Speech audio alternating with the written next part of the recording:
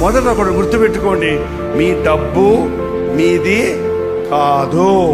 రెండవది, డబ్బు నీ చేతికి వచ్చినప్పుడు సంతోషపడు, దేవుణ్ణి స్తుతించు. ఏ మనిషి ద్వారా వచ్చినా, నీ కష్టార్జితమైన జీతం నీకు వచ్చినా, నీకు గిఫ్ట్ గా ఎవరన్నా ఇచ్చినా, దాని విషయమై నీవు దేవుణ్ణి స్తుతించి సంతోషపడు. మూడోది, నీ చేతికొచ్చిన డబ్బును ఎలా మానిటర్ చెయ్యాలో, ఎలా ఖర్చు పెట్టాలో, దేనికి వినియోగించాలో అన్న విషయంలో శ్రద్ధ తీసుకో.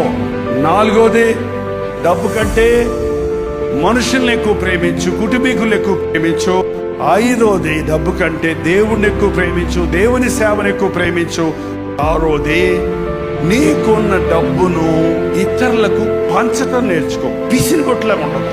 7వ పాయింట్ ఏంటంటే, డబ్బు విషయంలో నమ్మకంగా ఉండు.